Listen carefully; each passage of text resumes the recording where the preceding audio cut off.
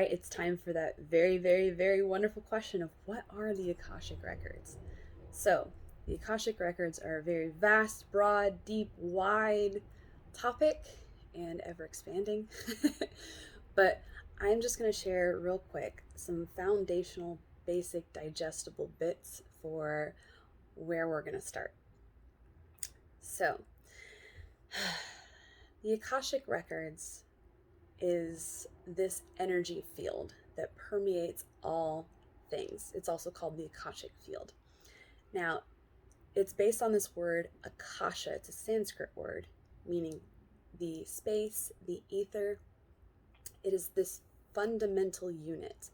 It's sharing that from the Akasha, all things are created. It's kind of like the quantum realm, if you've ever heard of that.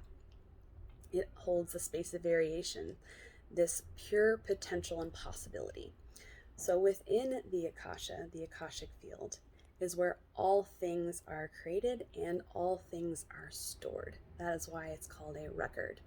So it holds the information about all souls, all events, all ideas, really anything that ever was, is, or will be is stored within this. One of the things I like to think of it, this is how I usually explain it, just in really simple terms. It's like if you had a still lake, just still water, and if you took a rock or a pebble and you threw it in there and it hits the water and it creates these ripples, right? So once energy interacts with the Akasha, it creates this movement, it creates this ripple.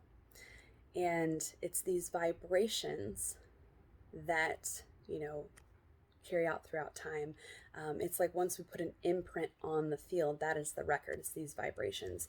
And readers, like myself, are able to read in different ways this vibration, and we can tap in and tune into the stories of what has happened, is currently happening, and future events as well, which we'll talk on in just a second.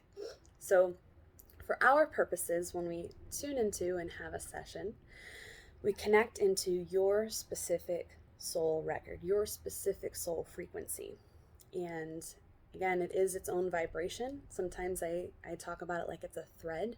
We follow onto your thread. We tune into your specific energy thread. And it brings us into your soul records, the story of your soul. And it can bring us into your past lives. It can bring us into now and how the future unfolds. It's not a set thing. It's not like a set timeline. The beautiful thing about the future is that it's all potential and possibility. Again, we get to choose and create our path. We do have free will.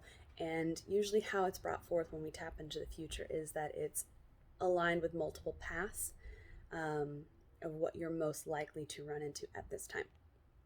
So what can we use it for? A lot of soul journeying and reading sessions, usually we come with questions of seeking guidance or healing, or really one of the beautiful things is that when we go in there, we are this human vessel and we can come in with human understanding. One of the wonderful things about tapping into the Akashic Records is that we get this, universal vision. We can open up to new possible solutions and ideas that we may not have thought of at all ourselves. And there's so much more that can go with that. But also we can have energetic cords that are tying us to other people, even energy in our past lives that can kind of link us. There's so much going on in there. And the beauty of a session is that we can go in, see what's going on energetically, seeing the stories or vibration or energetic cords that you may be carrying with you. And there's just so much we can go in. We can heal. We can find out how to move forward. We can gain clarity around things. There's just so much that we can do. But that's usually what we start with when we start the Akashic Records.